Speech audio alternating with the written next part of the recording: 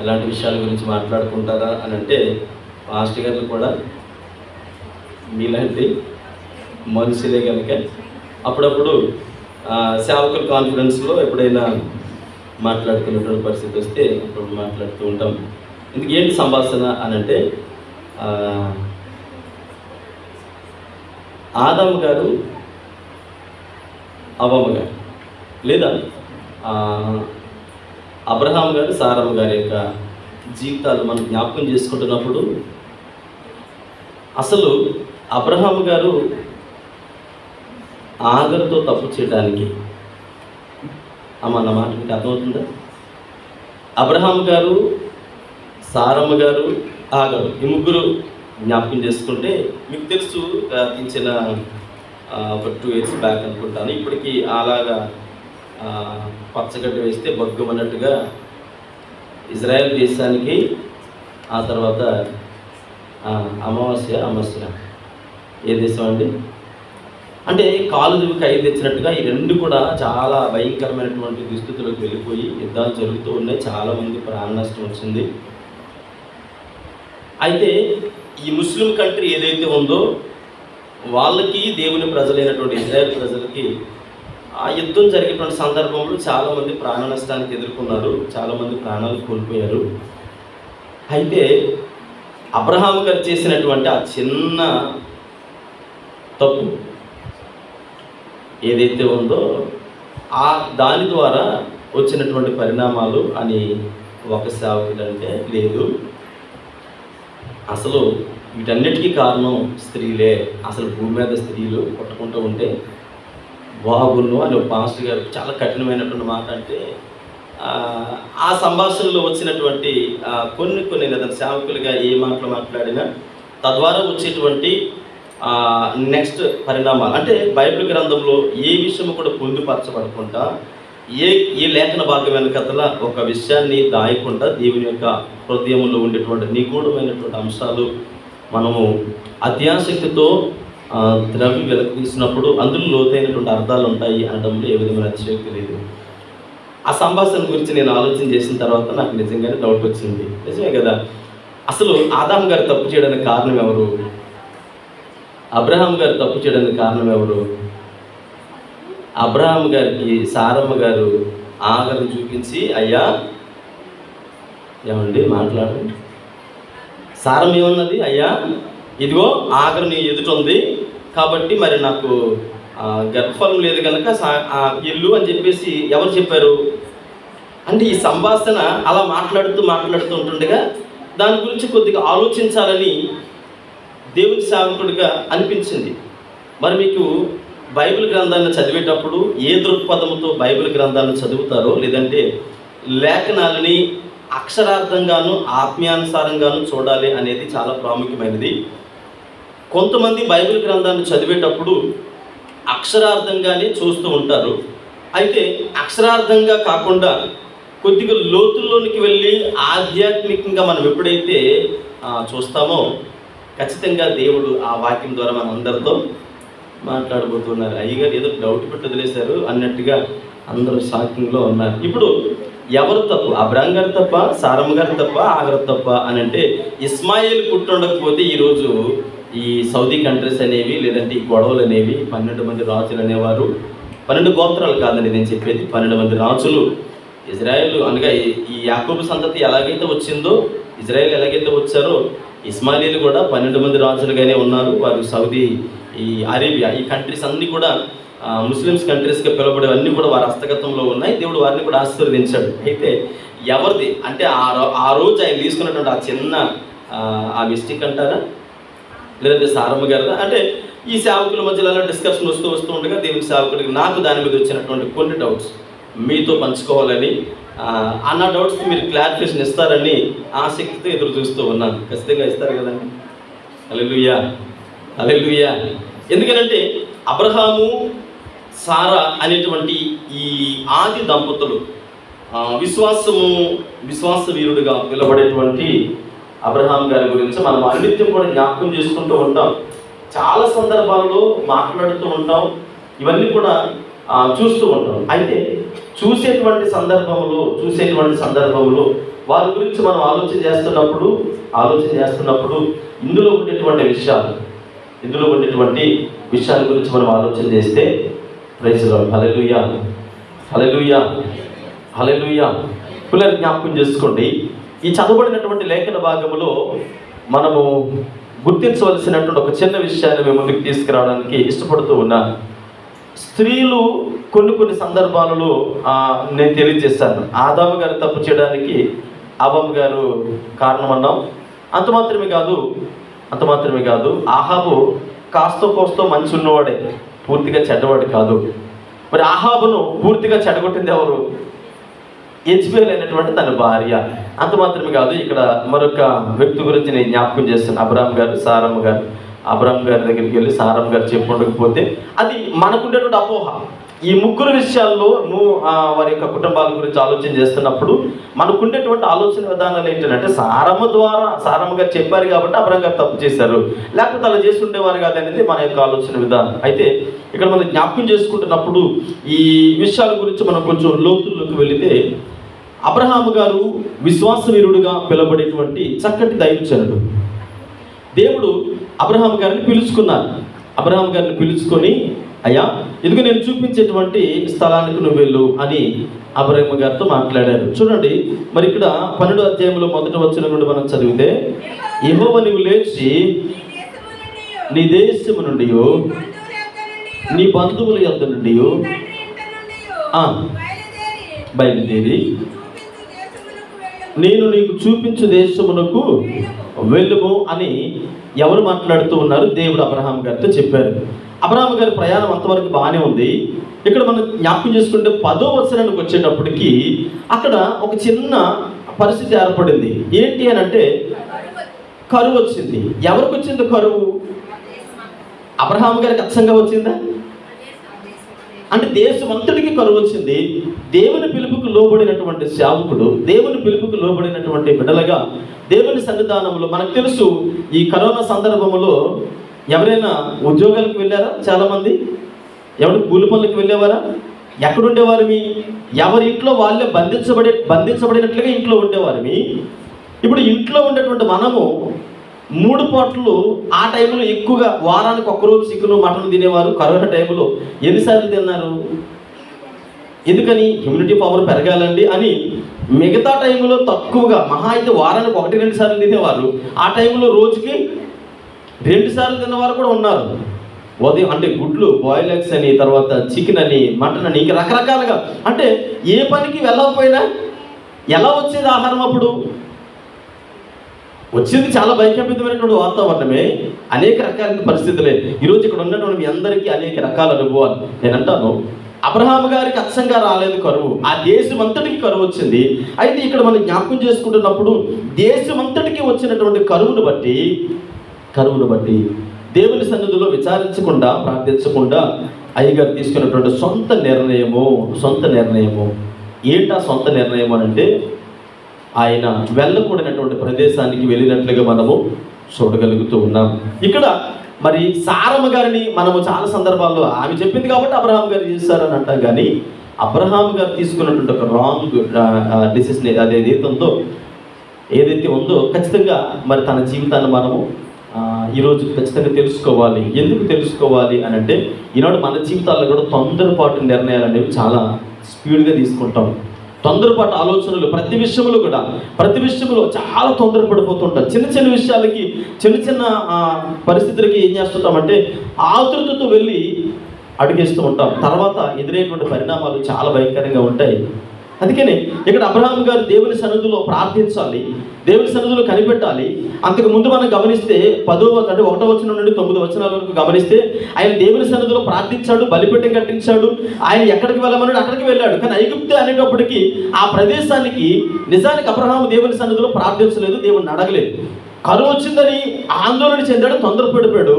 వెంటనే తొందర నిర్ణయం తీసుకొని త్వరితముగా ఆయన వెళ్ళిపోయినట్లు మనం చూడగలుగుతూ ఉన్నాం. అందుకనే మన జీవితాల్లో కూడా మొట్టమొదటిగా ఏంటంటే కరువు, కొరత అనేవి ఖచ్చితంగా వస్తాయి, చిన్న చిన్న కొరతలు వస్తాయి, ఆ తర్వాత చిన్న చిన్న ఇబ్బందులు వస్తాయి. అవన్నీ కూడా మనం ఎదుర్కొంటూ ఉంటాము. అయితే విశ్వాస వీరుడిగా పిలువబడినటువంటి అబ్రహాం గారు 100కి 100% ఒక తప్పు నిర్ణయం తీసుకున్నాడని నేను చెప్తూ ఉన్నాను. ఒక మాట మీకు జ్ఞాపకం చేసుకోండి.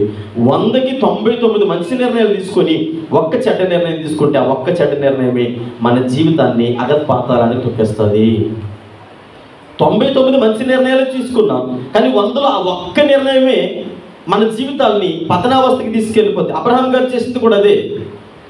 ఆయన అలాంటి ఆ తప్పు నిర్ణయం ఆ రోజు తీసుకొని ఉండకపోతే ఈరోజు 4000 సంవత్సరాలుగా మరి దేశములో, ప్రపంచములో అనేక రకాలైనటువంటి పరిస్థితి. ఈరోజు పాకిస్తాన్కి మనకి గొడవ ఎందుకండి? పాకిస్తాన్కి మనకి ఏమంటే వాళ్ళకి మనకి ఎప్పుడైనా ఆస్తి తగాదాలు ఉన్నాయా? వ్యక్తిగతంగా పోని మనం ఇండియన్స్ అని చెప్తే చాలు ఏం చేస్తారు? చక్కగా మొక్కలు కట్ చేసి వాటర్లు వేసేస్తారు. ఎందుకని? వాళ్ళ బోర్డర్ మనం దాటకూడదు, మన బోర్డర్ వాళ్ళు దాటకూడదు. ఏమండి అంటే వాళ్ళకి మనకి వ్యక్తిగతంగా ఏ ద్వేషాలు ఉన్నాయి? ఏ విధమైనటువంటి విభేదాలు లేవు. కానీ ఎందుకు ఈ కంచి కట్టుకొని కొట్లాడుకునేటువంటి పరిస్థితి ఎందుకు వచ్చింది అని అంటే, ఆనాడు ఒక వ్యక్తి తొందరపాటు నిర్ణయము. ఈరోజు మన జీవితంలో కూడా, భక్తి జీవితంలో, సహవాస జీవితంలో, కుటుంబ జీవితంలో ఎలాంటి దుస్థితి ఎదుర్కొంటున్నామో అని అంటే తొందరపాటు నిర్ణయాలు. చిన్న చిన్న విషయాలే కానీ తొందరపడిపోతూ ఉంటాం. చిన్న చిన్న విషయాలకి ఆవేశపడిపోతూ ఉంటాం. కనుక తొందరపాటు నిర్ణయాలు అనేవి అంత ఉండకూడదని దేవుని సేవకుడిగా మరి తెలియజేస్తూ ఉన్నాను. చూడండి, దేవుని సన్నిధిలో ఎవరైతే దేవుని మీద ఆధారపడి ప్రార్థన చేస్తారో ఆ వారి జీవితాలను దేవుడు దీవెనకరమైనటువంటి రీతిలోనికి నడిపించడానికి మరి ఇష్టపూర్వకంగా ఉన్నాడని దేవుని సేవకుడిగా మనం చేస్తూ ఉన్నాం. ఎందుకు అబ్రహాం గారు ఒకటి అక్కడికి దేవుని చిత్తం లేకుండా వెళ్ళడము, రెండవది అక్కడికి వెళ్ళిన తర్వాత ఇక ఏం చెబుతున్నాడో చూడండి. 11వ వచనం అనుకుంటాను. ప్రవేశించి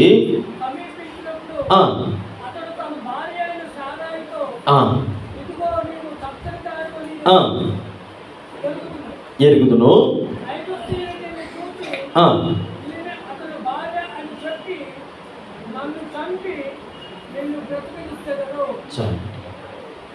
వెళ్ళడం దేవుని చిత్తం లేకుండా తప్పుడు నిర్ణయం తీసుకొని తొందరపాటుతనంతో ఐగుప్తుకి వెళ్ళడం మాత్రమే కాదు, ఇంకొకటి అబ్రహాం గారు అక్కడికి ఏం చెబుతూ ఉన్నాడు? అబద్ధాన్ని చెబుతూ ఉన్నాడు. ఏం చెబుతూ ఉన్నాడు అని అంటే, ఇదిగో అక్కడికి వెళ్ళిన తర్వాత నువ్వు నా భార్యవని చెప్పొద్దు. ఏమని చెప్పాలి? నువ్వు నా సహోదరి, నా చెల్లివని చెప్పు అక్కడికి వెళ్ళిన తర్వాత.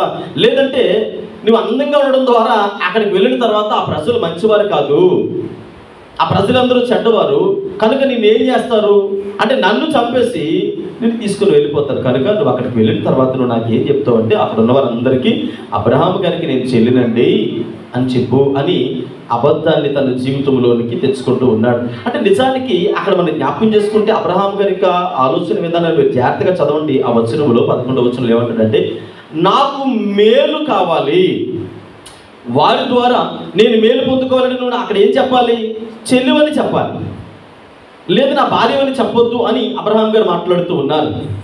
అందుకని ఇక్కడ చూడండి, మనుషులు మేలు చేస్తే అది కొద్ది కాలం మాత్రమే. నిజానికి అబ్రహాం గారు ఎవరి మీద ఆధారపడాలి? అక్కడ ఊరు నుంచి బయలుదేరి వచ్చాడు కదా. అబ్రహాం గారు ఎవరి మీద బేసి వచ్చాడు? ఎవరో మేలు చేస్తారని వచ్చాడా? పోనీ ఎవరో సహాయం చేస్తాడని వచ్చాడా? వచ్చినటువంటి అబ్రహాము విశ్వాస వీరుడిగా ఉన్నాడు. దేవుడు పిలవగానే మారు మాట్లాడకుండా వచ్చేసాడు. ఎక్కడికి వెళ్ళాలి అని అడగకుండా వచ్చినటువంటి అబ్రహాం గారికి ఇన్నర్గా ఒక రకమైన ఆలోచన విధానాలు ఉన్నాయి. అందుకనే తన భార్యతో చెబుతూ ఉన్నాడు, ఇదిగో నాకు వారు మేలు చేయాలంటే నువ్వేం చెప్పాలో తెలుసా? ఒక వ్యక్తిలో రెండు కోణాలుగా మనం ఆలోచించాలి. ఈరోజు మనం అనుకుంటాం, అబ్రహాం గారు చూడండి, దేవుడు పిలవగానే సంచి తట్టా బుట్ట వదిలేసండి, అక్కడ అన్ని వదులుకొని వచ్చాడండి అబ్రహాం గారు. మరి అస్సలు అబ్రహాం గారు అండి ఎక్కడికి వెళ్ళాలో కూడా దేవుడిని అడగలేదండి. ఎక్కడికి వెళ్ళాలో అడగలేదు. కానీ ఇప్పుడు సారమ్మ గారితో ఏం చెప్తూ ఉన్నాడు? తనకి మేలు ఎవరు చేస్తారని చెబుతూ ఉన్నాడు. చదవండి వాక్య భాగము 11వ వచనము.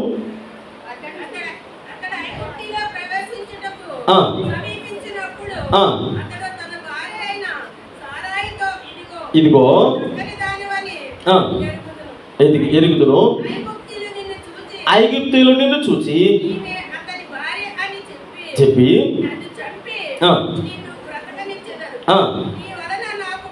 నీ వలన నాకు మేలు కలిగినట్లు చాలండి. ఇప్పుడు ఎవరిని అడ్డం పెట్టుకుంటున్నాడు అంటే, ఇప్పుడు ఒక మాట అమ్మ తప్పు కనుక్కోకండి, ఈ మాట మీరు కొద్దిగా కఠినంగా ఉంటుంది.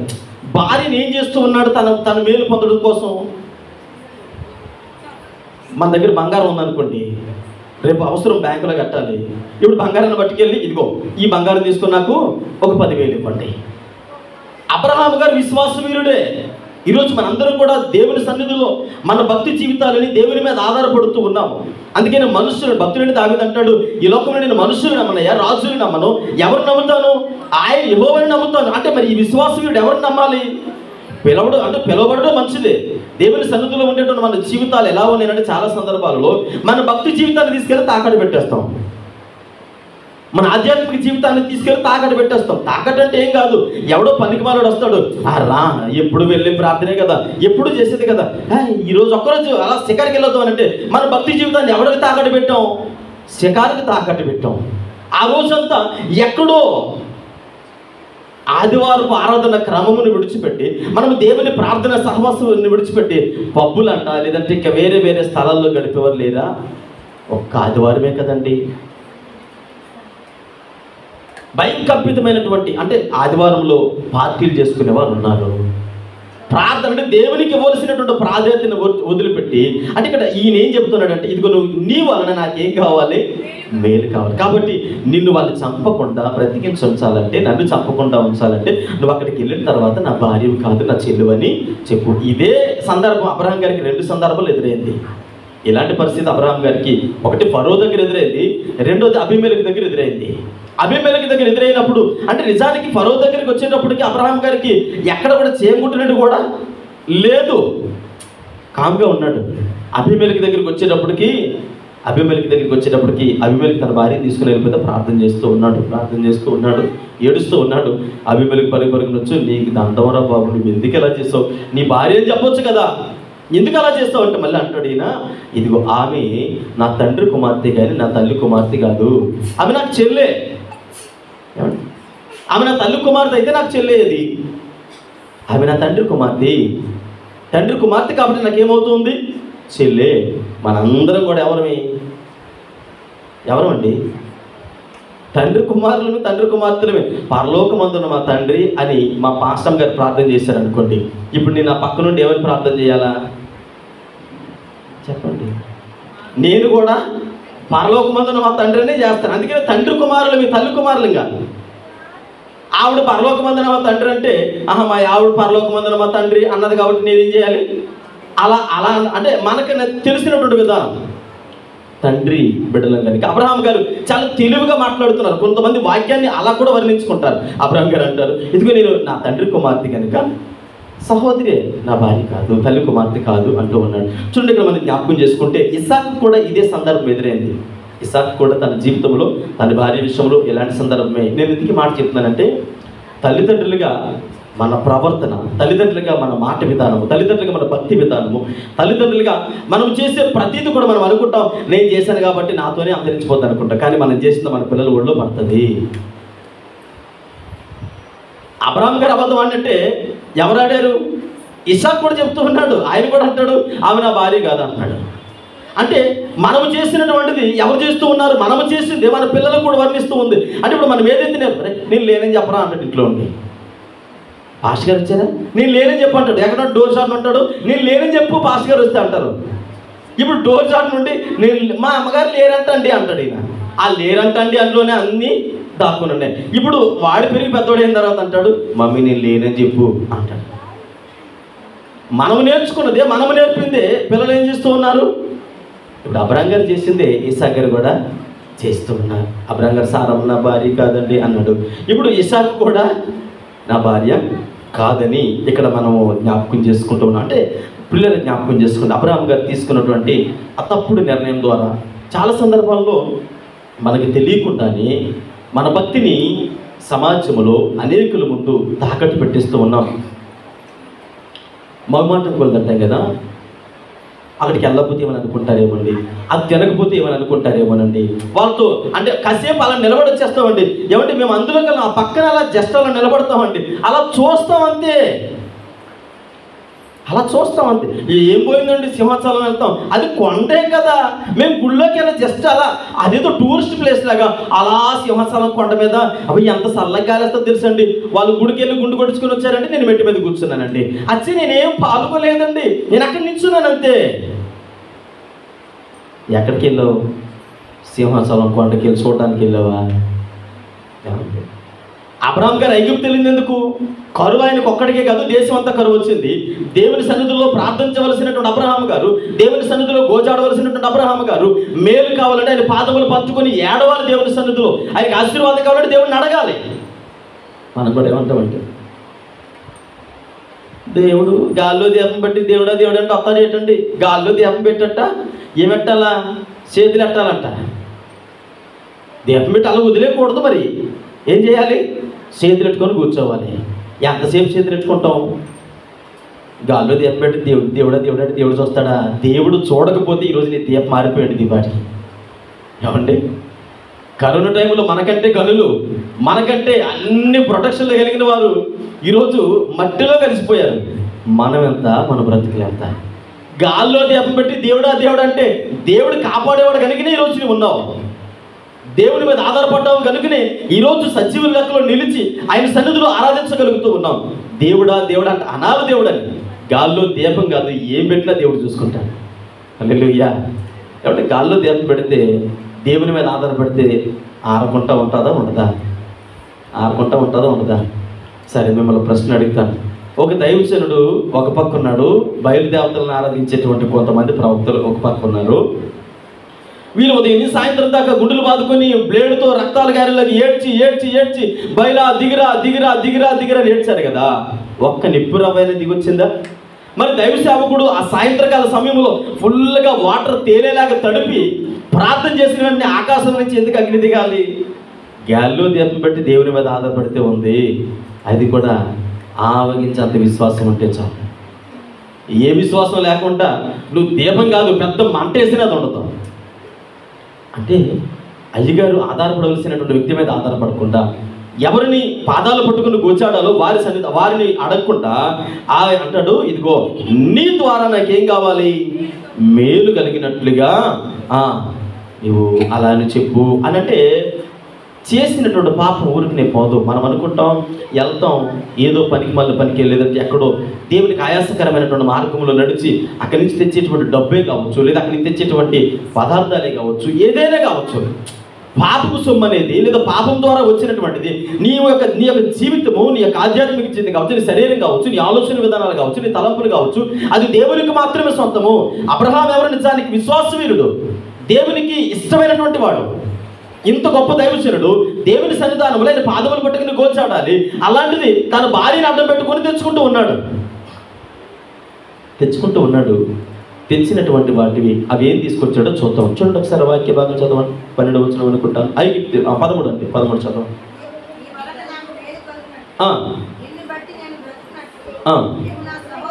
అమ్మ 16వ వచనం చదవండి. అతడు ఆమెను బట్టి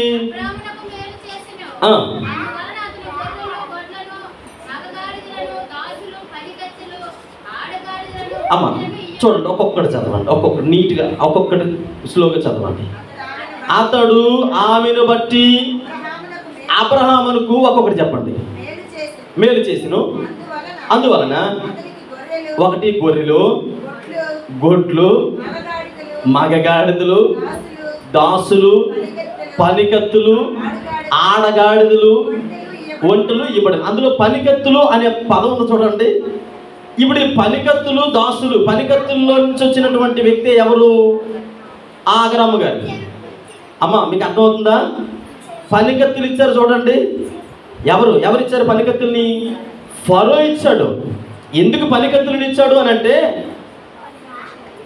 సారమ్మ గారిని బట్టి ఆయనకి అర్థమైంది.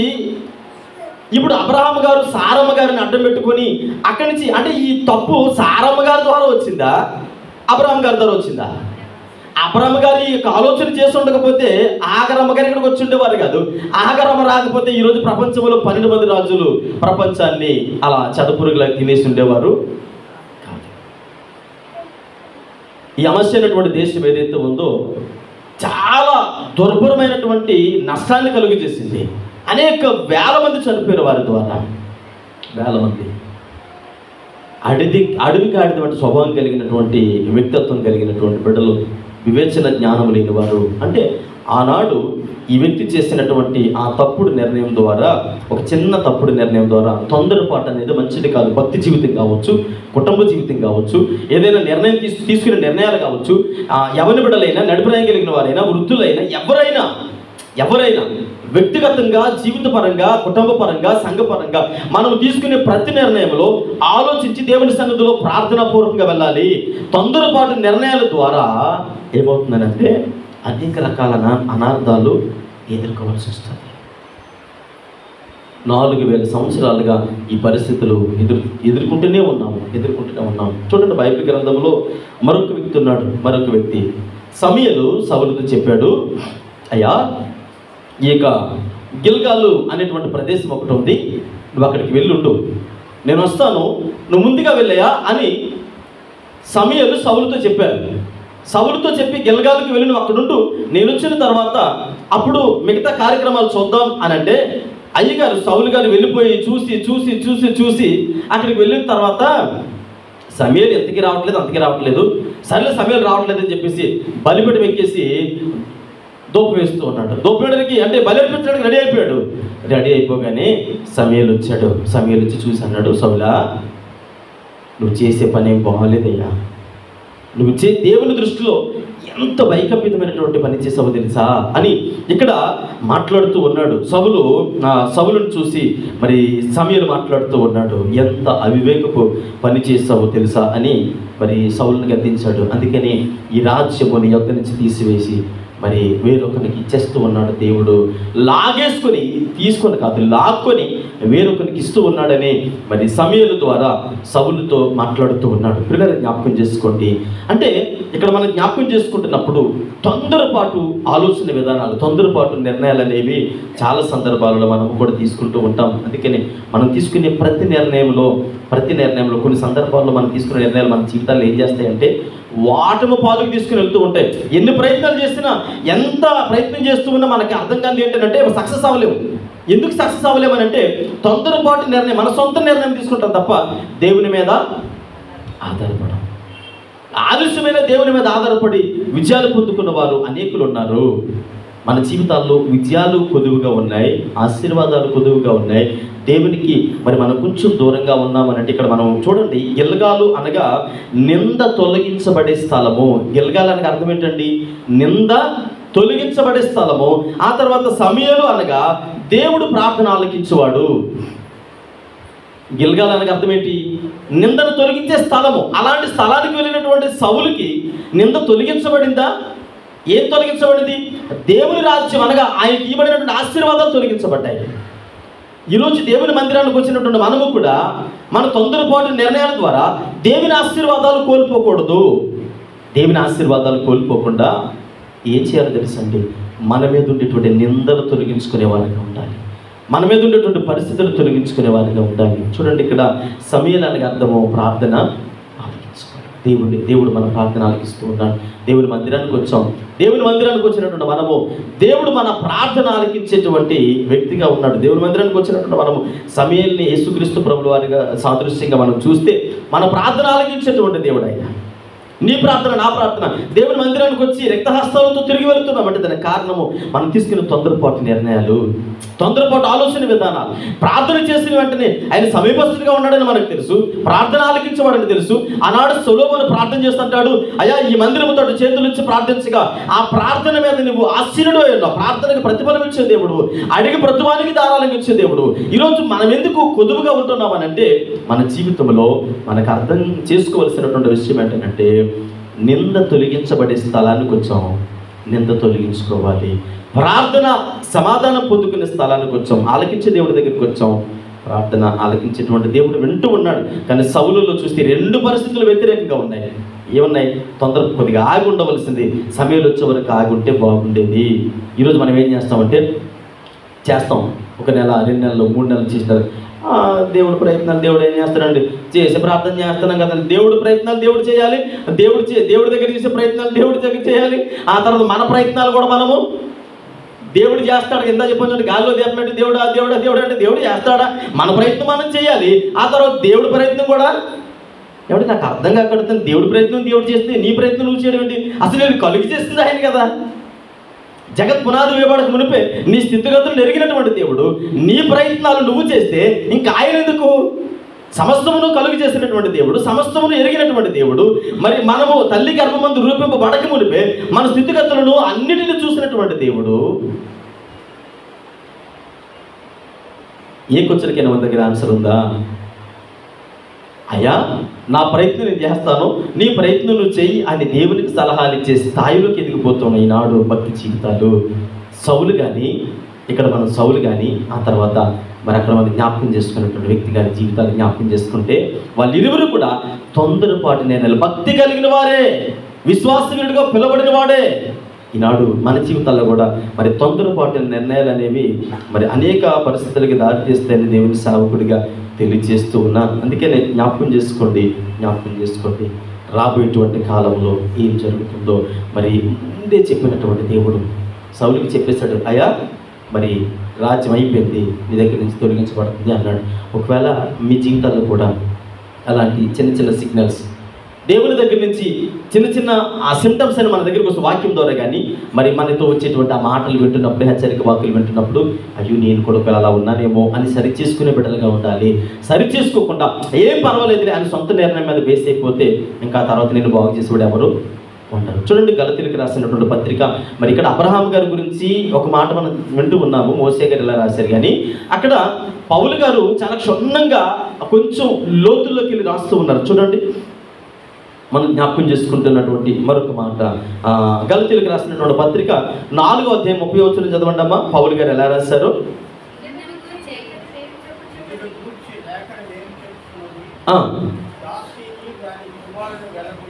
అమ్మ ఒక్క మాట నా వైపు చూడండి.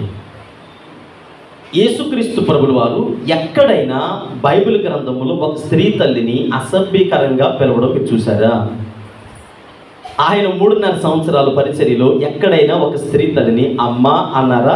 ఇంకేమైనా అసభ్యకరంగా ఏమైనా మాట్లాడినట్లుగా చరిత్రలో ఎక్కడైనా, కొన్ని బైబిల్ గ్రంథంలో ఎక్కడైనా దేవుడు ఒక స్త్రీని అసభ్యకరంగా సంబోధించినట్లు ఎక్కడైనా ఉందా? ఆ లేఖన భాగం ఇప్పుడు చదివేది జాగ్రత్తగా, గట్టిగా, బిగ్గరగా, చక్కగా చదవండి. ఇందును గూర్చి లేఖనము ఏమి చెప్పుచున్నది? దాసిని ఆమె అన్నారా? ఏమని సంబోధించారు? ఆ పదము ఎంత కఠినంగా ఉంటుందనంటే ఇక్కడ ఆ స్త్రీకి ఉండేటువంటి ఆ మనిషి అంటే ఆ వ్యక్తికి ఉన్నటువంటి ఆ పదాన్ని ఒక చాలా బాధాకరమైనటువంటి పదాన్ని మనం చూస్తూ ఉన్నాం. అంటే ఇక్కడ మనం జ్ఞాపకం చేసుకుంటే మన జీవితంలో తొందరపాటు నిర్ణయాలు అంటారు చూడండి. తొందరపాటు నిర్ణయాలు మాత్రమే కాదు, మన జీవితంలో దేవునికి ఆయాసకరమైనటువంటి మార్గంలో మనం వెళుతున్నప్పుడు దేవుడు మనల్ని ఎలా సంబోధిస్తాడో తెలుసా? ఈ మాట మన జీవితంలో ఆపాదించుకోవాలి. దేవునికి ఆయాసకరంగా ఉన్నాం, వ్యతిరేకంగా ఉన్నాం, దేవునికి ఇష్టపూర్వకంగా లేము. అప్పుడు దేవుడు బాబు, బంగారం, వెండి, ఇత్తడి అని పిలవడు. దేవుడు ఎవరు పిలుస్తాడు తెలుసా? ఇక్కడున్న పదాన్ని మనం జ్ఞాపకం చేసుకుంటాం. ఆగరుని ఎందుకు అలా సంబోధిస్తూ ఉన్నాడు? నిజానికి తను ఎక్కడి నుండి వచ్చింది? ఎక్కడి నుంచి తీసుకొని రాబడింది? ఐగుప్తు నుంచి తీసుకొని రాబడింది. అంటే లోకం అనేటువంటి ఐగుప్తు నుంచి తీసుకొని వచ్చిన తర్వాత ఇప్పుడు సారమ్మ గారు అన్నారు, సరే నీవు పనికత్తివి, దాసీవి కనుక ఇదిగో నా యజమానుడికి నేను ఇస్తూ ఉన్నాను. మనం ఒకప్పుడు లోకస్తులో ఉన్నవారిని, దాసీపు గృహంలో ఉన్నవారిని తీసుకొని వచ్చి దేవుని సన్నిధిలో తన భారీగా మనల్ని చేసుకుంటూ ఉన్నాడు, తన స్వకీయ జనముగా చేసుకుంటూ ఉన్నాడు. నిజానికి ఆయన అబ్బా తండ్రిని ఆరాధించడానికి అర్హులం ఏమాత్రమును కాదు.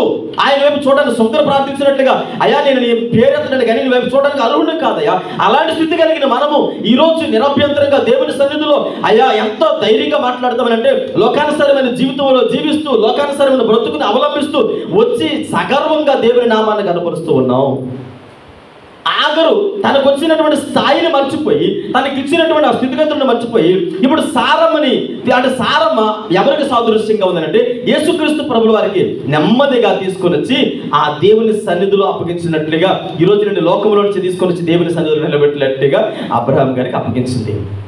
నిజానికి నేను అనుకుంటాను, ఆగరు ఎలా ప్రార్థించి ఉండాలంటే, అమ్మా నిజంగా నువ్వు ఎంత చక్కటి దాని అంటే యేసుక్రీస్తు ప్రభుల వారికి మనం చేస్తా చూడడం ప్రార్థన కష్టం వచ్చినప్పుడు, అయ్యా లేకపోతే నేను బతకలేదు, ఇంకా నువ్వేనా సర్వస్వం అయ్యా అంటాం. అన్నీ ఉంటే ఎలా ఉంటుందో తెలుసా అండి, యేసు ప్రభా వెళ్దామండి ప్రార్థన, వెళ్దాం ప్రార్థనే కదా, వెళ్దాం ఇంకా టైం బోల్ టైం ఉందండి, లాస్ట్లో వెళ్ళే సరిపోతుందండి. ఊరికి ముందే మనం అక్కడ ఉద్ధరించేదే ఉంది, అక్కడ నడిపించడానికి ఒకరు ఉన్నారు, వాకింగ్ చెప్పడానికి ఒకరు ఉన్నారు, మనం చేసేది ఏముంది అక్కడ, ఏదో చివరిలో వెళ్ళి కాసేపు అలా కళ్ళు మూసుకొని ప్రార్థన చేస్తే వచ్చేస్తే పోయే. దాస్యపు గృహం నుంచి తీసుకొచ్చినట్టు ఆగర లక్షణాలు ఏమంటుంది తెలుసా, సారమ్మని ఎలా చూసిందట, గర్భం ధరించిన తర్వాత సారాని ఏ దృష్టితో చూసింది తెలుసండి, అమ్మ నువ్వు లేకపోతే నేను ఇక్కడికి వచ్చేదాన్ని కాదు, నువ్వు లేకపోతే నేను ఉండేదాన్ని కాదు, నువ్వు లేకపోతే అసలు అలాగంటుందా, ఏమని చూసిందంట, నీచపు దృష్టితో చూసిందంట. ఈరోజు ఆశీర్వదించబడిన తర్వాత మన ఆలోచన విధానాలు అవే.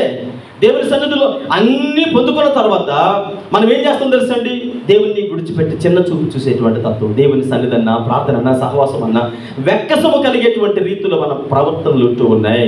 అందుకని ఇక్కడ అంటారు, ఆమె గురించి మాట్లాడుతూ ఉన్నారు. పిల్లలు జ్ఞాపకం చేసుకోండి యేసుక్రీస్తు ప్రభుల వారి యొక్క మరి ఆయన ఆలోచన విధానాలు. అంటే ఇక్కడ మనం జ్ఞాపకం చేసుకుంటే మీకు తెలుసు, క్రొత్త నిబంధన కాలంలో బావి దగ్గర బిందెట్టుకొని నిలబడింది ఒక అమ్మ. బావి దగ్గర బిందెట్టుకుని ఒక అమ్మగారు నిలబడితే యేసు ప్రభు వచ్చి అన్నారు, ఏమైనా తిట్టారా అని. యేసు ప్రభువారికి తెలుసు అన్ని, 6 అంతకు ముందు 5 భర్తలు ఉన్నారు, ఇప్పుడు 6 ఆయనకి మెసేజ్ పంపించి వచ్చింది. ఎక్కడికి, నూనె దగ్గర నిలబడింది. యేసు ప్రభువారు అన్నారు, అమ్మా నీకు 5 భర్తలు ఉన్నారు, ఇప్పుడు ఉన్నవాడు కూడా మీ ఆయన కాదు. అమ్మ అన్నారా, ఇంకేమైనా అన్నారా? అలాంటి స్త్రీలు కూడా ఆయన తిట్టలేదు, అమ్మ అని సంబోధించారు. అది ఆయన సంస్కారము. అంటే ఇక్కడ దాసి అనేటువంటి ఆగరని ఎందుకు అంత మాట అనడానికి కారణం ఏంటంటే, తన భక్తి జీవితంలో తన జీవితాన్ని నిలబెట్టినటువంటి ఆ యొక్క వ్యక్తిని మర్చిపోతూ ఉంది. ఈనాడు మనం కూడా దేవుని సన్నిధిలో ఆశీర్వదించబడిన తర్వాత చాలా సందర్భాల్లో ఇలాంటి రీతిలోనే ఉంటాం. అందుకని మనం జ్ఞాపకం చేసుకుందాం. మొట్టమొదటిగా మనం తెలుసుకోవాల్సినటువంటి విషయం ఏంటంటే, కరువు కొరత ఖచ్చితంగా వస్తుంది, ఇబ్బందులనే సమస్యలనే వస్తాయి కుటుంబంలో. వాటిని బట్టి తొందరపాటు నిర్ణయాలు తీసుకొని ఎల్లు గుడ్డ తెలిసి వెళ్ళబడినట్టుగా పడిపోకూడదు. అంత అయిపోయిన తర్వాత అయ్యో అని బాధపడకూడదు. ఎవరి వలే, అబ్రహాం గారి. రెండవ విషయాన్ని జ్ఞాపకం చేస్తూ ఉన్నాను. మొదటిదేమో కరువు కొరత వస్తుంది, అందులో తొందరపాటు నిర్ణయాలు తీసుకోకూడదు. రెండవది పూర్వపు స్థితిని మర్చిపోకూడదు. పూర్వపు స్థితిని మర్చిపోకూడదు అని అంటే ఏంటి పూర్వపు స్థితి అని ఆలోచన చేస్తే, ఇక్కడ మనం జ్ఞాపకం చేసుకోవాల్సినటువంటి విషయం ఆదికాండము 16వ అధ్యాయము 4వ వచనం చదువుతాం. ఆదికాండము 16వ అధ్యాయము 4వ వచనం చదవండి ఒక్కసారి. వాటి కోసం చదువుకున్నాం. అమ్మ ఆయన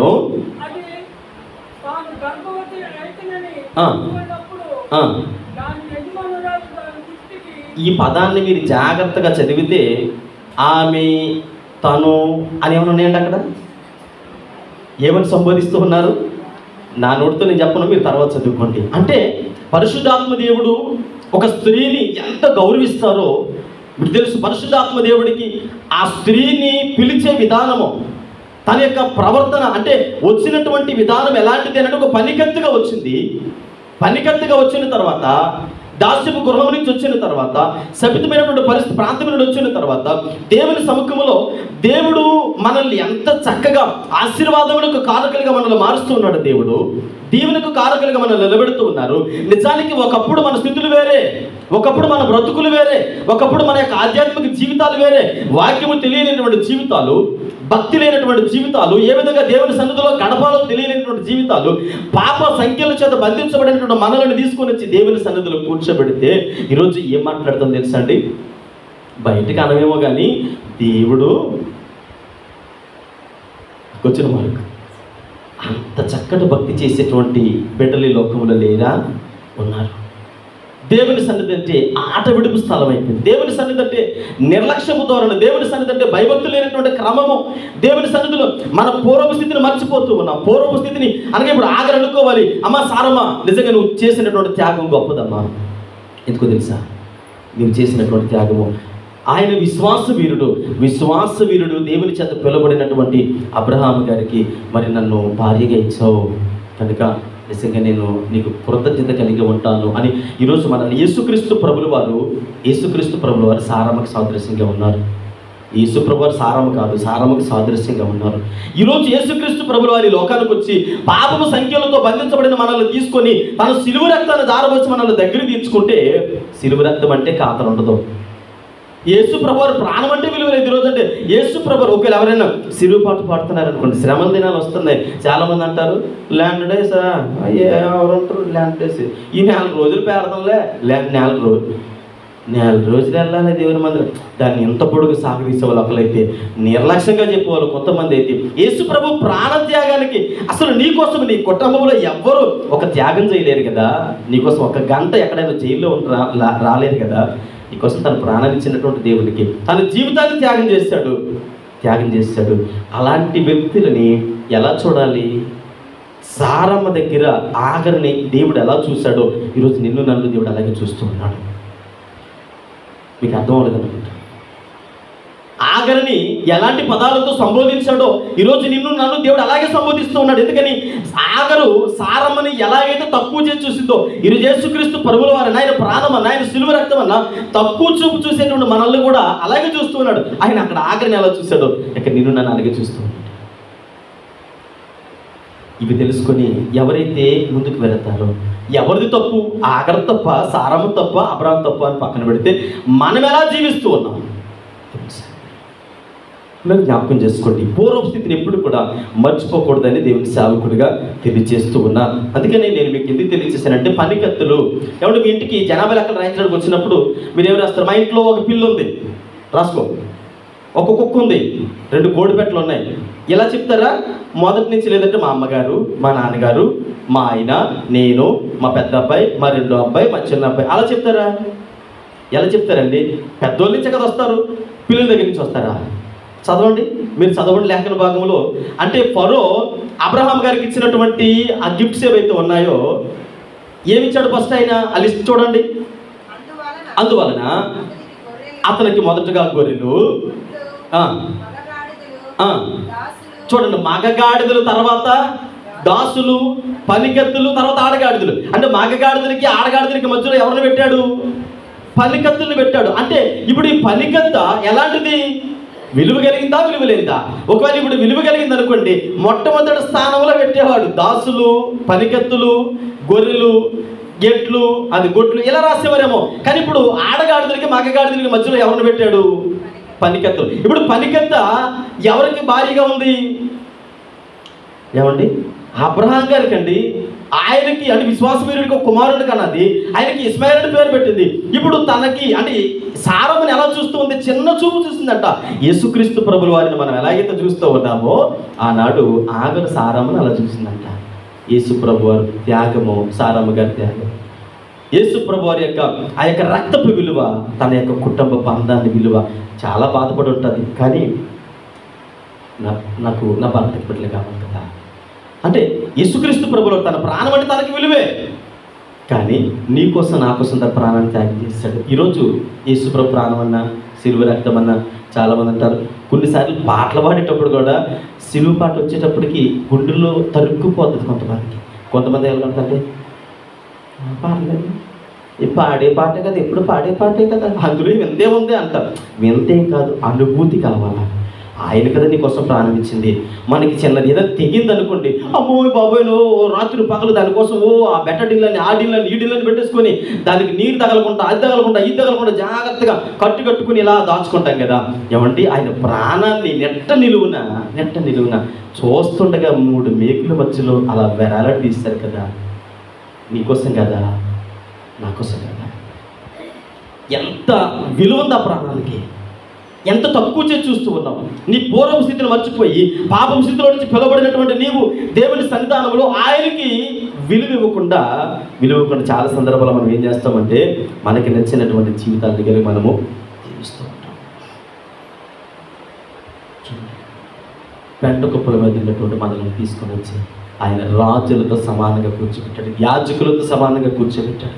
ఆయన నామాన్ని కనపరచడానికి ఆయన మనకి చక్కటి ఆశీర్వాదకరమైనటువంటి స్థితిగతులను మనకి దేవుడు ఇస్తూ ఉన్నట్లుగా మనము జ్ఞాపకం చేసుకుంటూ ఉన్నాం. అందుకనే పూర్వపు స్థితి ఎప్పుడు కూడా మర్చిపోకూడదు. పూర్వపు స్థితి నాకు తెలిసినటువంటి ఒక దైవజనులు ఉన్నారు, కేపీ యోహాన్ గారు అని. ఆయన చనిపోయారు, లాస్ట్ ఇయర్ చనిపోయారు. ఆయనకి ప్రపంచంలో 275 బైబిల్ కాలేజీలు ఉన్నాయి. ప్రపంచంలో అన్ని లాంగ్వేజెస్లో లిపి లేనటువంటి లాంగ్వేజ్ని కూడా వారు కొత్తగా లిపి కనిపెట్టి బైబిల్ తర్జుమాని చేసి చక్కగా వారికి 160 ప్రింటింగ్ ప్రెస్లు ఉన్నాయి. 160 అంటే ఓన్లీ బిబ్లికల్గా తర్బీదు పొందేటువంటి సేవకుల కొరకు అన్ని రకాల బైబిల్స్ ప్రింటింగ్ బుక్స్ అన్నీ కూడా, అంటే లోతులు బ్యాక్గ్రౌండ్ హిస్టారికల్ బుక్స్ అన్నీ కూడా వాళ్ళు 160 ప్రింటింగ్ ప్రెస్లో ప్రింట్ అవుతూ ఉంటాయి. చక్కటి మెటీరియల్ ఇచ్చేటువంటి దాదాపుగా అంటే 275 బైబిల్ కాలేజీలు, చిన్న చితక బైబిల్ కాలేజీలు కాదు. ఈరోజు కేరళ రాష్ట్రంలో తిరువల అనే బైబిల్ కాలేజీకి వెళితే ఏ దేశం నుండి వచ్చినా అక్కడ కొన్ని వేల మంది తరబిది పొందుతుంటారు సంవత్సరానికి. హైదరాబాద్లో బండ్లగూడ బైబిల్ కాలేజీలో 33 ఎకరాల బైబిల్ కాలేజీ, 33 ఎకరాల స్థలము, అందులో దాదాపుగా సంవత్సరానికి 2500 మంది తరబిది పొందుతూ ఉంటారు.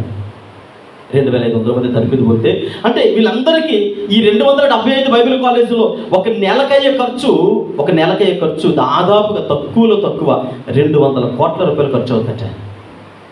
తక్కువలో తక్కువ భోజనానికి కానీ సేవకులకు పెట్టేటువంటి చిన్న స్టాంపులు, సబ్బులు, ప్రతిదీ ఇచ్చిన బుక్స్ కానీ మెటీరియల్ కానీ ఎంత పర్ఫెక్ట్గా ఇస్తారంటే చక్కగా ఇస్తారు. సేవకుడు ఏ స్థలానికి వెళ్ళినా రగిలించేటువంటి అగ్ని చువ్వల్లా వెళ్ళాలి. వాడు బయటికి వెళ్ళి మరి రోషం కలిగినటువంటి సేవ చేయాలంటే తరబిదినిస్తారు వాళ్ళు. ఈ 275 కాలేజీల్లో మొదటి సంవత్సరం అంటే బీకేసీ మొదలుకొని మాస్టర్ ఆఫ్ డిగ్రీ వరకు అన్ని డిగ్రీస్ ఉంటాయి, చక్కగా తరబిదిస్తారు. అయితే నేను అంటాను, ఒక్క నెలకి ఆయన అంటే ఇచ్చేటువంటి శాలరీ 200 కోట్ల పైనే ఖర్చు పెడితే ఆయన బైబిల్ కాలేజీకి ఈనాటి కాలంలో మనం చూడండి, ఎవరైనా ఇప్పుడు మన చర్చికి ఎవరైనా పిలిచామనుకోండి, రైల్వే స్టేషన్ దగ్గర నుంచి మన చర్చి దాకా కటౌట్లు, ఫ్లెక్సీలు, మామూలుగా తర్వాత టెలివిజన్లోని ప్రకటనలు, టీవీలోని ఆటలు నానా హంగామా చేయాలి. ఇంత డబ్బు ఖర్చు పెట్టి ఇంత పెద్ద పేరు ప్రఖ్యాతులు సంపాదించినటువంటి ఆయన సింపుల్గా ఎయిర్పోర్ట్లో దిగి కేరళ వాసి అయినా లుంగి కట్టుకొని ఒక వైట్ షర్ట్ వేసుకొని అక్కడి నుంచి నార్మల్గా ఆటోలో బైబిల్ కాలేజీకి వస్తారు. ఆఫీసులో అంటే వాళ్ళ కాలేజీలో పనిచేసే ప్యూను కుర్చీలో కూర్చొని వాక్యం వింటాడు. ఆయన వచ్చి కింద మ్యాట్ మీద కూర్చుంటాడు. సార్ మీరు కింద కూర్చోడం ఏంటండి అని అంటాడు. ఆయన నా పూర్వపు స్థితి నేను మర్చిపోను. ఏ వ్యక్తి కూడా తన పూర్వపు స్థితిగతులు మర్చిపోకూడదు. మీకు తెలుసు, కొన్ని కేపీ యోహాన్ గారు అంటే తెలియకపోవచ్చు, MS ధోని చాలా మందికి తెలుసు. మనకి ప్రపంచంలో ఈ క్రికెట్ ప్లేయర్లు అందరిలో అంటే చాలా నెమ్మదస్తుడని, చాలా మంచి స్వభావం కలిగిన వాడని, ఎవరితో గొడవలు పడకుండా మరి అతనికి కూల్ కెప్టెన్ అని పేరు పెట్టారు. ప్రపంచ కప్పులు అందించాడు, వరల్డ్ కప్పులు అందించాడు మన దేశానికి, ఎన్నో పేరు ప్రఖ్యాతులు సంపాదించాడు. ఒకరోజు ఇండియా టీంలో ఉన్నటువంటి బెస్ట్ ప్లేయర్స్ అందరూ కూడా వాళ్ళ ఇంటికి వెళ్ళారట. రాంచీలో వాళ్ళ ఇల్లు ఉంది.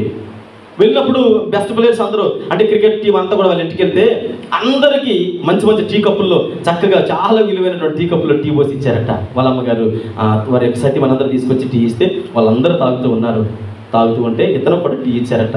ఒక గాజు గ్లాస్ ఉంటుంది చూడండి, రోడ్డు పక్కనే ఇస్తారు గాజు గ్లాస్, అందులో టీ పోసుకొని తాగుతున్నాడట. ఆ గాజు గ్లాస్ తీస్తే తాగుతున్న వీళ్ళందరూ అడిగారట, ధోని ఇంత పేరు ప్రఖ్యాతులు సంపాదించావు, ప్రపంచ కప్పులు అందించావు, నీకున్నటువంటి పేరు ఎవరికి లేదు, మరి ఆ గాజు గ్లాసులో తాగుతున్నావు ఏంటంటే అన్నాడట, ఇది నా పూర్వపు స్థితి. ఇన్ని కోట్లు సంపాదించినా అది నా టాలెంట్కి వచ్చింది, కానీ గ్లాస్ అనేది నా పూర్వపు స్థితిగతులు నాకు గుర్తు చేస్తుంది. ఒక క్రైస్తవుడిగా మనం నేర్చుకోవాల్సినటువంటి విషయం ఏంటంటే ఎంత ఎదిగినా కొద్ది ఉండాలి. ఈరోజు అన్ని రకాల తిండి, అన్ని రకాల వంటలు తినొచ్చు, కానీ నేను అంటాను నీ పూర్వపు స్థితి అనేది మర్చిపోకూడదు. ఈరోజు మంచి ఇంట్లో ఉండొచ్చు, కానీ పూర్వపు స్థితి మర్చిపోకూడదు. ఈరోజు మంచి వస్త్రాలు ధరించవచ్చు, ఆ పూర్వపు స్థితి మర్చిపోకూడదు. అక్కడ వరకు ఎందుకు మనలోనే చాలామంది ఫీల్ అవ్వకుండా అంటున్నానండి. ఏదైనా రెస్టారెంట్కి వెళ్ళామనుకోండి, బాబు రే నేనా అంటాం, ఆడు మన బంధువు కాదు, మన ఇంట్లో వాడు కాదు, ఏంటయ్యా అంటాం. సార్ తెచ్చేస్తాను సార్ అంటాడు. వాడు మన సారు అంటాడు. మనం ఏమంటుంది సార్, ఎల్లు తీసుకురా ఎంతసేపా అంటాం. ఎలా అంటాం? అది మన పూర్వస్థితే. రాజవంశంలో జన్మించావా? ఎవరక్కడ అనగానే ఒక 100 మంది ఇటు 100 మంది ఇటు 100 మంది పరిగెత్తించినటువంటి వంశంలో జన్మించామా? మేబీ జన్మించి ఉండొచ్చు.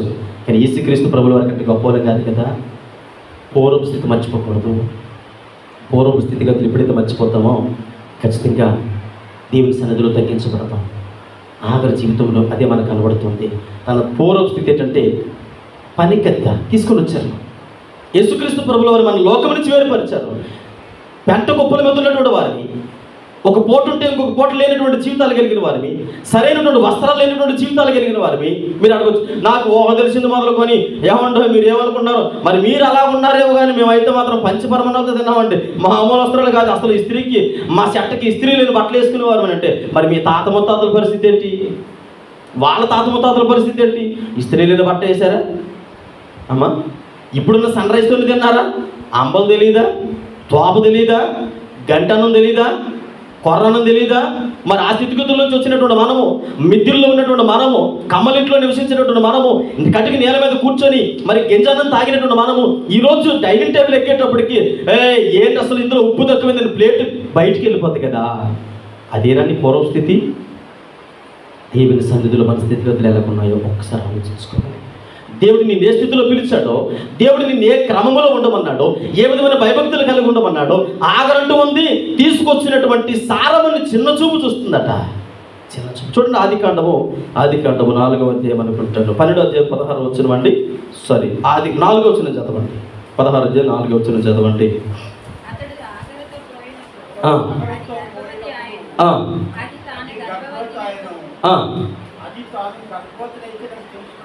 తెలుసుకొనినప్పుడు తన యజమానురాలిని దాని దృష్టికి నీచమైనది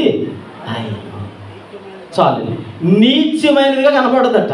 ఈరోజు యేసు ప్రభువు మనకు ఎలా కనబడుతున్నారో తెలుసండి. రానున్న దినాలు ఆశీర్వాదకరమైన దినాలు. మన కుటుంబాల కొరకు, వ్యక్తిగత జీవితాల కొరకు, సంఘము కొరకు, సమాజము కొరకు ప్రార్థించవలసినటువంటి, ప్రయాసపడవలసినటువంటి బాధ్యత మన మీదే ఉందామనుకోండి. అన్నాను అనుకోండి, జోకేశారు పాస్టర్ గారు. ఏమన్నా నేను వేసిన జోకా? అమ్మా అందరూ క్రమం తప్పకుండా ప్రార్థన సహవాసాలు పాల్గొవాలని ప్రకటన చదివారనుకోండి, ఈయనకంటే ఏం పని లేదు, మాకు బోల్డని పనులు ఉన్నాయండి. ఎక్కడున్నాయండి పనులు? ఆయన తర్వాతే కదా. నేను క్రమము విడిచి నువ్వు వెళితే నిన్ను కలుగు చేస్తున్న దేవుడి కంటే ఏది ఎక్కువ కాదు కదా. ఇక్కడ ఆగ్రహం అంటే నీచమైనదిగా చూస్తుందట. ఎవరు చూస్తుంది నీచమైనదిగా? దేవుని క్రమాన్ని నీచమైనదిగా చూస్తూ ఉన్నాం, దేవుని సన్నిధిని నీచమైనదిగా చూస్తూ ఉన్నాం. తగులు మిగులు ముష్టపడేది కాదు దేవుడు అంటే. యేసుక్రీస్తు ప్రభువు వారు నీ కొరకు ప్రాణత్యాగం చేసింది.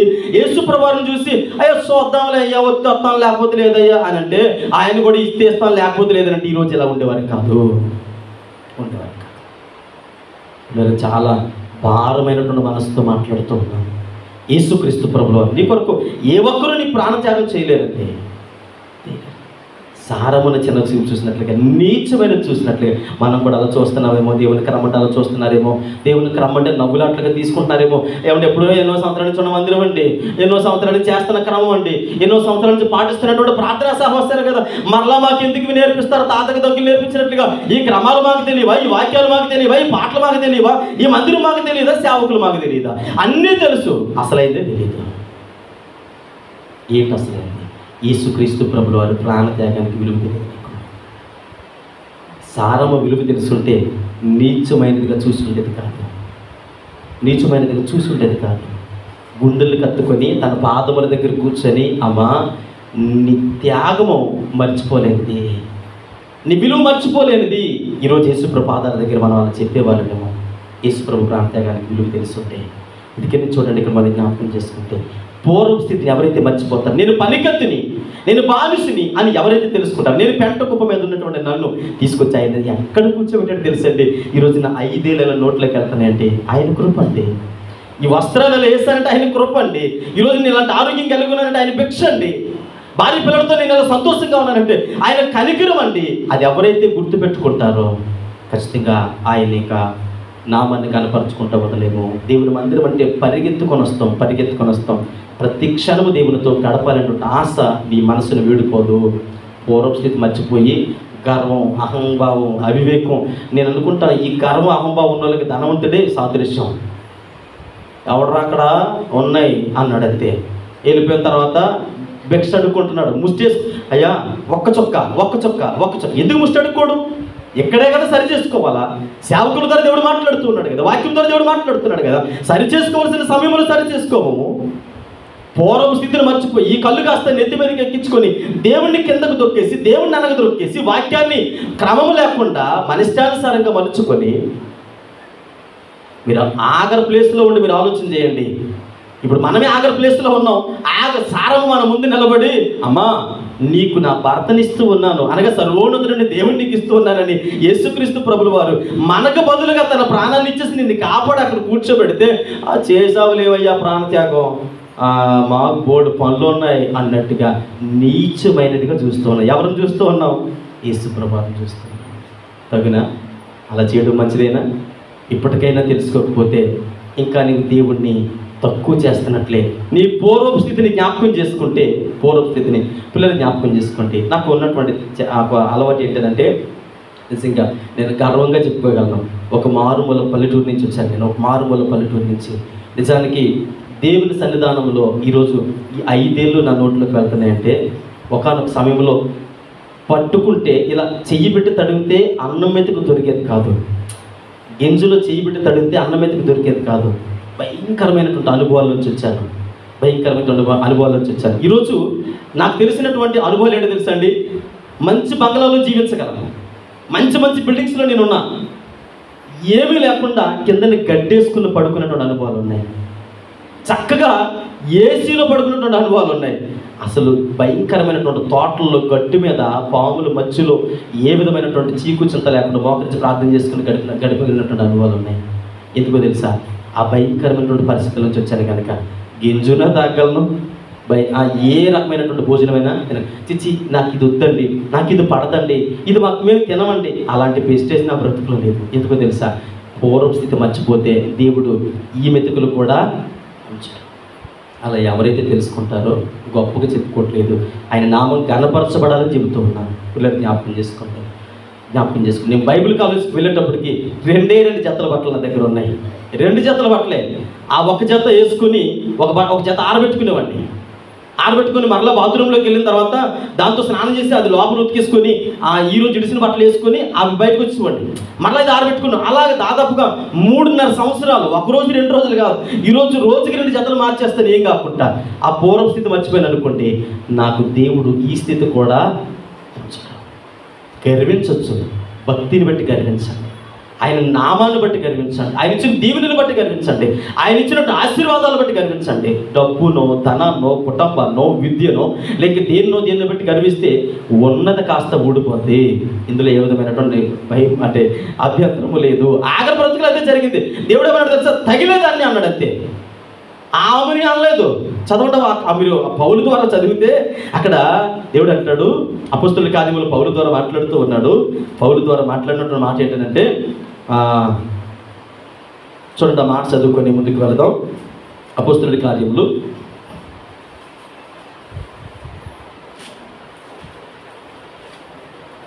4:30 చదవండి. గలతీ 4:30 ఏమి చెప్పుచున్నదనగా, దాసిని దాని కుమారుణ్ణి. చూడండి, ఆమె కుమారుని అనలేదు. అంటే ఈరోజు మన పూర్వస్థితి మర్చిపోతే దేవుడు అంటాడు, ఈ మాటలు మన బ్రతుకులో మనం అభివర్ణించుకుంటే వెళ్ళగొట్టు. దేవుని మందిరంలో నుండి, ఆధ్యాత్మిక జీవితంలో నుండి, దేవుని భయభక్తుల్లో నుంచి, దేవుని సన్నిధి నుంచి. అందుకనే భక్తులని దావీదు అంటాడు, అయ్యా నీ సన్నిధిలో నుంచి నన్ను దయచేసి ఒకసారి జ్ఞాపకం చేసుకో. ఈ ప్రార్థన మన బ్రతుకులో ఉండాలి. మూడోది ఒకటి పూర్వస్థితి, ఒకటి మన జీవితంలో జ్ఞాపకం చేసుకున్నప్పుడు ఒకటవది మరి జ్ఞాపకం చేసుకుంటే, మొదటి మాట కరువు కొరత ఉంది. తొందరపాటు నిర్ణయాలు తీసుకోకూడదు. రెండవది పూర్వ స్థితిని మర్చిపోకూడదు. పాత స్థితి మర్చిపోయి నేనంత ఇంత అనుకుంటే ఉన్నది కూడా కొన్నిసార్లు అంటారు, చాలామంది అంటారు మాది ఫలానా అండి, అలాంటి అమ్మాయే కావాలి, ఆ క్యాస్ట్ అమ్మాయే కావాలంట. ఫలానా కాదు, నువ్వు క్రైస్తవుడు అంటే క్రైస్తవుడే కదండి. మూడవది జ్ఞాపకం చేసుకోండి, మూడవ మాట తల్లికి తగ్గ తనయుడట. తల్లికి తగ్గ తనయుడు. తల్లికి తగ్గ తనయుడు అంటే నేను చెప్పాను, మనం గట్టు మీద మేస్తే మన పిల్లలు ఎక్కడ మేస్తారు? తల్లి కంచి మేస్తే కొడుకేమో చేని వేస్తాడట. అంటే ఇప్పుడు మనం గట్టు మీద ఉన్నారా, ఎవరైనా వస్తే చెప్పరా అంటే, నేను పొలంలో ఉన్నాను మమ్మీ, నువ్వే నాకు చెప్పు అంటాడంట. అంటే ఇప్పుడు వాళ్ళ ముందు మనం చేసే ప్రతి పని కూడా వీళ్ళు చూసి ఏమంటారంటే, ఇంతే కదా, ఇప్పుడు మా అమ్మ మా నాన్న చేస్తున్నారు కాబట్టి నేను చేస్తే తప్పే ఉంది అన్నట్టుగా. ఇక్కడ చూడండి, ఆదికాండం 21వ అధ్యాయం 8వ వచనము 9వ వచనం చదివితే అక్కడ మనకు అర్థమవుతుంది. ఆదికాండం 21వ అధ్యాయం 8, 9 వచనాలు. ఆ పిల్లవాడు పెరిగి పాలు విడిచెను. ఇస్సాకు పాలు విడిచిన దినమందు అబ్రహాము గొప్ప విందు చేసెను.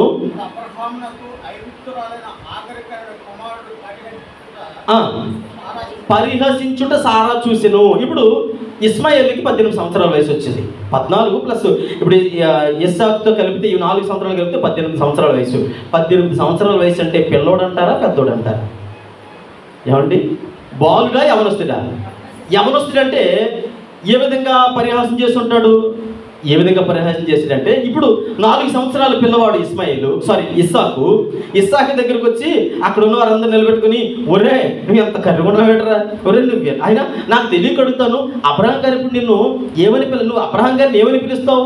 డాడీ అని పిలుస్తావా, నాన్నని పిలుస్తావా, తాతని పిలుస్తావా, సారమ్మ గారిని అమ్మని పిలుస్తావా, అమ్మమ్మని పిలుస్తావా, ఏమని పిలుస్తావు? ఇప్పుడు నీకు 4 సంవత్సరాల వయసు, వాళ్ళకు చూస్తే 100 సంవత్సరాల వయసు. ఇప్పుడు వాళ్ళ దగ్గర నువ్వు ఎలా కనబడతావు? ఇప్పుడు పరిహాసం చేస్తూ ఉంటే ఈ మాటలు ఎవరు చూస్తూ ఉన్నారు? సారమ్మ విన్నదట.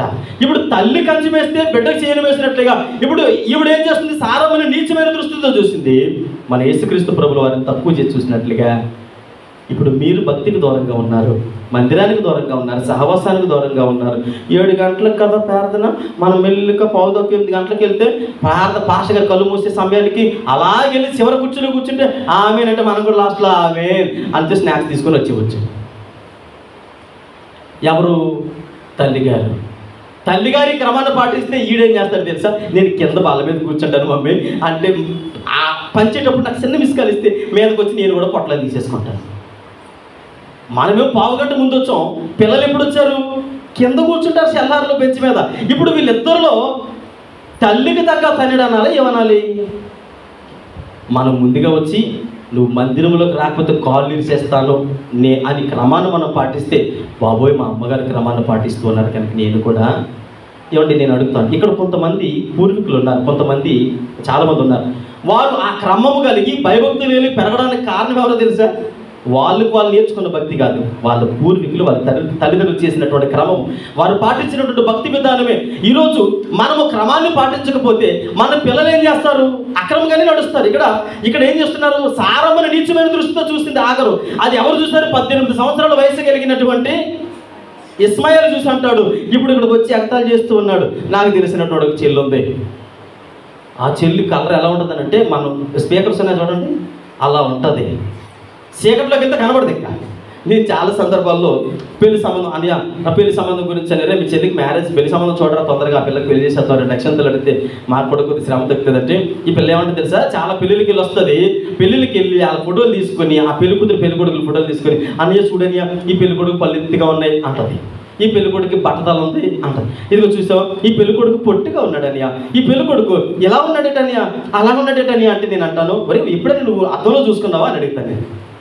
ఏమన్నయ్యా అంటే, చీకట్లోకి వెళితే అసలు నువ్వు ఉన్నావో లేవో కూడా తెలీదు, అంత భయంకరంగా అంత నల్లగా ఉన్నావు కదా, గులివింద పోస్తాను మచ్చరకు లేనట్లుగా, నీ కలర్ గురించి నీకు తెలీదు, నిన్నే అనేకులు చూసి ఎగతాలు చేస్తూ ఉన్నారు. అనేకులు వచ్చి ఆ పిల్లల్ని నల్లగా ఉందండి అని ఎంచి వెళ్ళిపోతున్నారు కదా, నువ్వు అనేకులు పేరు పెడతావు కదా, అపరిహాసం చేస్తున్నావు కదా, అపహాస్యం చేస్తున్నావు కదా, అంటే నువ్వు ఇతరులను అపహాసం చేస్తున్నావు, మరి నువ్వు నవ్వుల పాలు అవ్వడం లేదా?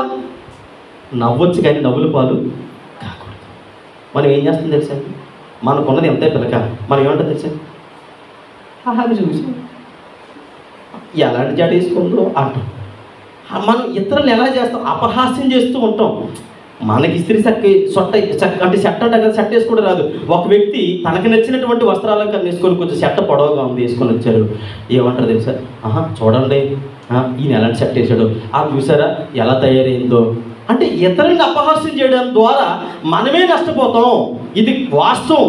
వాళ్ళ కలర్ గురించో, వాళ్ళ యొక్క ఎత్తు గురించో, వాళ్ళ యొక్క బట్టల గురించో, వాళ్ళ స్థితిగతుల గురించో ఇక్కడ ఎందుకు ఆ క్రమాన్ని ఎందుకు నేను మీకు పర్టికులర్గా తెలియజేస్తున్నానంటే, ఇతరులని అపహాస్యం చేయటం మన పని కాదు. ఒకవేళ అలా అపహాస్యం చేస్తే మనమే నవ్వులుపోలేకపోతాం. ఇక్కడ ఇస్మాయిలు ఇస్సాకుని ఏం చేస్తూ ఉన్నాడు? పరిహాసం చేస్తున్నాడట. ఒరే నువ్వేమని పిలుస్తావు, ఎలా ఉంటావు, అలా ఉంటావు, ఎలా ఉంటావు అంటే ఇక్కడ సారమ్మ గారు చూశారట. ఈరోజు నేను అంటాను, నీ ప్రార్థనకి సమాధానం రాకపోవడానికి గల కారణం నీ పరిహాసమేమో. యెషయా గ్రంథంలో అంటాడు, నీ ప్రార్థనకి దేవునికి మధ్యలో నీ పాపములే అడ్డుగోడగా ఉన్నాయి. నీ పాపములే అడ్డుగోడగా ఉన్నాయి. మరి ఏ విధమైనటువంటి పాపాలు అడ్డుగోడగా ఉన్నాయో నాకు తెలియదు. ఏ విధమైనటువంటి పరిస్థితులు అడ్డుగోడగా నిలిచాయో నాకు తెలియదు. కనుక దేవుని సన్నిధానంలో మన క్రమం అనేది చాలా జాగ్రత్తగా ఉండాలి. మీ తల్లిదండ్రులు భక్తి చేస్తే ఆ భక్తిని చూసి మన జీవితాలు కూడా సరి చేసుకోవాలి. లేకపోతే మనం సరిగ్గా వెళ్ళకపోతే మన పిల్లలు కూడా అదే క్రమాన్ని పాటిస్తారు. పౌలు అంటారు తిమోతిని చూసి, తిమోతి మీ అమ్మగారి భక్తి ద్వారానే నువ్వు నీ భక్తిలో ఎంత క్రమం ఉందంటే కారణం ఏంటో తెలుసా? అది నీ గొప్పతనం కాదయ్యా. మీ అమ్మమ్మ గారి భక్తిని నేను చూశాను, మీ అమ్మగారి భక్తిని కూడా నేను చూశాను. వాళ్ళు ఎంత క్రమశిక్షణగా పెరిగారో నీ క్రమాన్ని చూస్తే నాకు అది గుర్తొస్తుందయ్యా. నీ గొప్పతనం కాదది. ఈరోజు మనల్ని కూడా అనేకులు చూసినప్పుడు అనాలి, వాళ్ళ తల్లిదండ్రులు అలా క్రమశిక్షణగా పెరిగారు కాబట్టి ఆ పిల్లలు ఈరోజు సంఘములు అలా ఉన్నారండి. ఆ పిల్ల అలా ఉందంటే కారణం తన తల్లి చేసినటువంటి భక్తి అండి. జ్ఞాపకం చేసుకోండి. పరిహాసము ఇతరుల గురించి చిన్నది నవ్వుతూనే అనేస్తాం. అదేంటో అంత పౌడర్ రాసుకున్నాం అంటాం. ఎంత పౌడర్ రాసుకుంటే ఇవిడికి ఎందుకు? యెషయా గ్రంథము 28:22 చదవండి. 28:22 యెషయా గ్రంథము. మీ బంధకములు మారి మీ బంధకములు మరి మరకుండా అమ్మ జాగ్రత్తగా గమనించండి. నాకు కొరత ఉందండి. అమ్మ నా వైపు ఒకసారి చూడండి. నాకు కొరత ఉంది. నాకు ఒక ఆశీర్వాదం దేవుని దగ్గర నుంచి కావాలి. నాకు ఒక అవసరత దేవుని దగ్గర నుంచి ఉంది.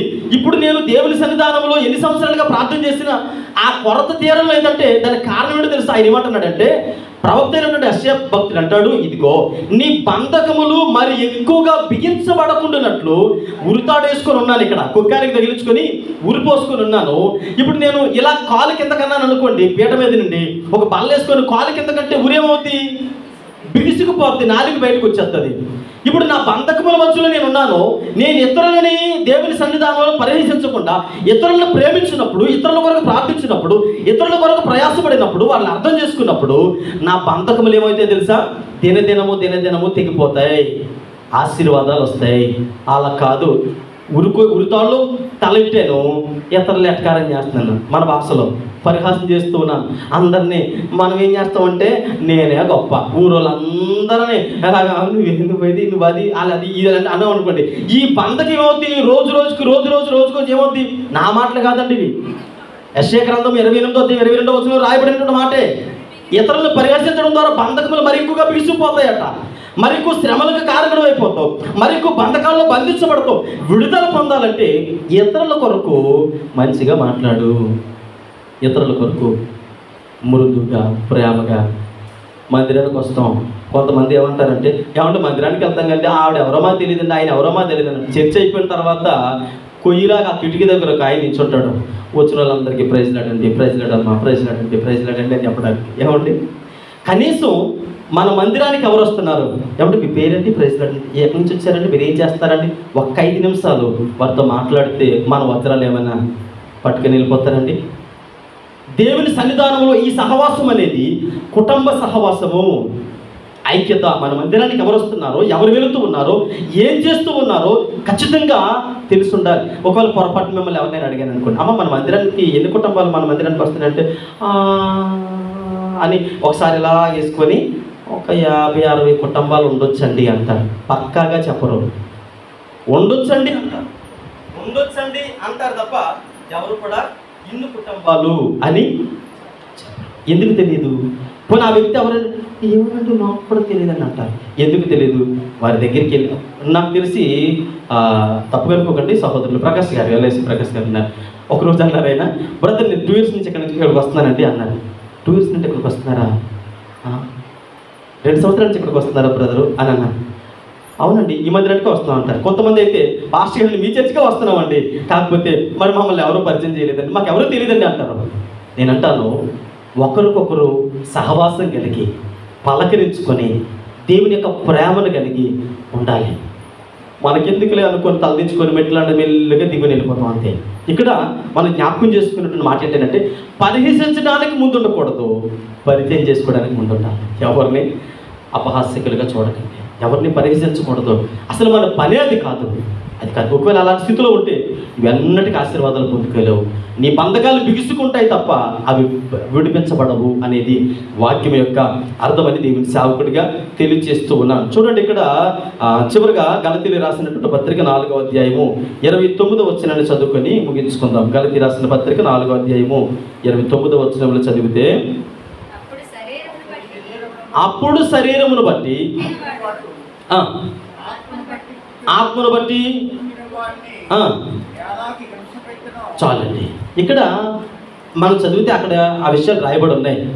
ఇస్మాయిలు ఇస్సాకుని ఏం చేస్తూ ఉన్నాడు? పరిహాసం చేస్తున్నాడట, ఎగతాళి చేస్తూ ఉన్నాడట. అంటే శరీరము ఆధ్యాత్మికంగా ఆత్మని పరిహాసం చేస్తూ ఉంది. ఆధ్యాత్మికంగా దేవుని సన్నిధానంలో అభివృద్ధి అనేది కలగడం లేదు అని అంటే, నీ భక్తి జీవితంలో ప్రార్థనాపూర్వకమైనటువంటి జీవితాన్ని నువ్వు పొందుకోలేకపోతున్నాడు. దానికి కారణం ఏంటంటే, నీ శరీర బలహీనతలు పెరిగిపోతున్నాయి, అపహాస్యకుడిగా మారిపోతూ ఉన్నావు. ఇతరుల కొరకే ఆలోచిస్తూ ఉన్నావు, ఎప్పుడు కూడా ఇతరుల కొరకే. అపహాస్యం అపహాస్యం అపహాస్యం, పరిహాసం అంటారు కదా, నవ్వుతూనే ఇతరుల గురించి మాట్లాడాలి. పరిహసించే వారిగా ఉండకూడదు. ఓకే, పరిహసించడం మంచిదే, కాదనడం లేదు. ఆ బంధకాలు బిగుసిపోతాయి, శ్రమలు పెరిగిపోతాయి, పొందుకోవాల్సిన ఆశీర్వాదాలు పొందుకోము. 3 విషయాలు మనం జ్ఞాపకం చేసుకున్నాం. తప్పు ఎవరిది ఇంతకీ అడగడం మర్చిపోయాను. తప్పు ఎవరిది ఇంతకీ? అబ్రాహం గారిదా, సారమ్మ గారిదా, ఆగరదా? ఎవరిది తప్పు? అబ్రాహం గారిదే తప్పు, సారమ్మ గారిది అయితే కాదు. అంటే సరే, ఇప్పుడు తండ్రి అయినటువంటి దేవుడిగా పిలువబడే అబ్రహాం గారు మనల్ని పిలుచుకోవడం తప్ప, మనల్ని తన మందిరాన్ని పిలుచుకోవడం తప్ప, క్రీస్తుగా ఉన్నటువంటి సారమ్మ గారు తన ప్రాణమును త్యాగం చేయడం తప్ప, ఆఖరిగా ఉన్నటువంటి మనము అంటే నీచమైనటువంటి దృష్టితో చూడటం. ఆ తర్వాత రెండవది ఏంటండి? పూర్వ స్థితిని మర్చిపోవటం. మూడవది దేవుని యొక్క సన్నిధానంలో మన యొక్క భక్తి జీవితంలో అంటే పరిహాసించేటువంటి భక్తి జీవితాలు. దేవుని మందిరం పాడ చూసారు ఎలా పాడారు? ఎక్కడున్నావు? దేవుని మందిరము, ఆయన ప్రసన్నతతో కూడినటువంటి మందిరం. ప్రసంగి భక్తులు అంటాడు, అయ్యా నేను దేవుని మందిరానికి వెళ్ళినప్పుడు జాగ్రత్తగా చూసుకొని నొక్కి మరి చెప్పి బైబిల్ గ్రంథంలో రాయించాడు. కానీ మనం ఎక్కడ చేస్తుంది? ఎక్కడ? దేవుని మందిరంలోనే. పరిహాసకులుగా ఉంటే బంధకాలు బిగుసుకుంటాయి. ఇందులో ఏ విధమైన అభ్యంతరం లేదు. చాలా జాగ్రత్త కలిగి ఉండాలి. కొరతలు, ఇబ్బందులు వస్తాయి, తొందరపాటు నిర్ణయాలు తీసుకోకూడదు. రెండవది మన జీవితంలో వచ్చేటువంటి కొన్ని పరిస్థితులు బట్టి మనం ఏం చేస్తామంటే పూర్వ స్థితిని మర్చిపోతాం. ఆశీర్వదించబడగానే పూర్వ స్థితిని మర్చిపోతాం. ఎన్నడూ మర్చిపోకండి. నీ కొరకు ప్రాణం చేసినటువంటి, త్యాగం చేసినటువంటి ఆ క్రీస్తుని మర్చిపోకండి. మూడవది అపహాస్యకులుగా ఉండకండి. అపహాస్యకులుగా ఉంటే కీర్తనకారుడు చెప్పినట్టుగా అక్కడే ఉంటారు. ఫలింపని మన జీవితంలో ఉండదు అని.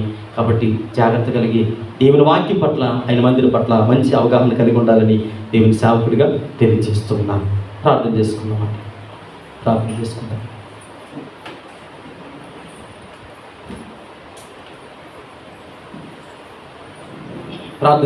పరిశుద్ధుడైన తండ్రి, సకల ఆశీర్వాదములకు కారణం యేసయ్యా, మహోన్నతుడా, గొప్ప దేవుడా, మీకు స్తోత్రాలు.